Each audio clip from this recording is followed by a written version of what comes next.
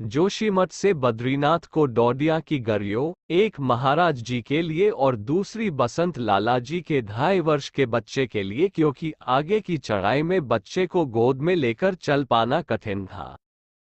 डोडी उठाने वाले मजदूर बाबा के डील डॉल को देखकर घबरा गए और कहने लगे, इस मोटे को भी क्या डोडी की जरूरत है? भक्तों की भावना थी, वे महाराज को पैदल नहीं ले जाना चाहते थे।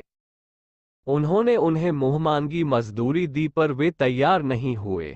अंत में ये समझौता हुआ कि बच्चे की डोडी में लगे मजदूर बाबा की डोडी के मजदूरों से अदला बदली करते चलेंगे। चालाक मजदूरों ने बच्चे की डांडी उठानी पसंद की और वे अदला बदली करना नहीं चाहते थे। पर जिस डांडी में बाबा विराजमान थे वह बहुत तेजी से आगे निकल गई। उन मजदूरों को बाबा का भार मालूम ही नहीं दिया। ऐसा प्रतीत हुआ जैसे वे खाली डांडी धो रहे हों, परंतु जिस डांडी में बच्चा बैठा था वो बहुत पीछे रह गई। उसके मजदूरों का कंधा जवाब दे रहा था।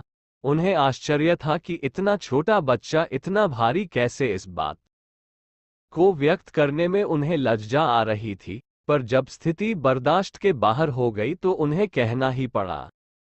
मजदूरों की बात पर बच्चे के माँ बाप को विश्वास नहीं हुआ, फिर भी उन्होंने बच्चे को कुछ दूर पैदल चलाया, जिससे मजदूरों को कुछ राहत मिले।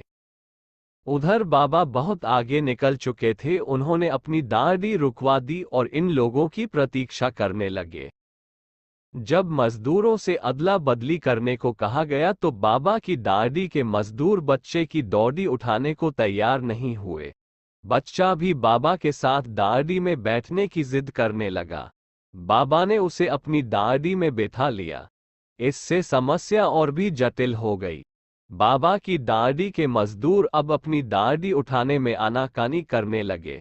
बाबा के मनाने पर जब मजदूरों ने उस डांडी को उठाया तो उन्हें भार में कोई अंतर नहीं मालूम दिया और वे सरलता से बद्रीनाथ पहुंच गए। बच्चे की डांडी बराबर खाली गई। क्या अनोखी लीला थी बाबा की यह!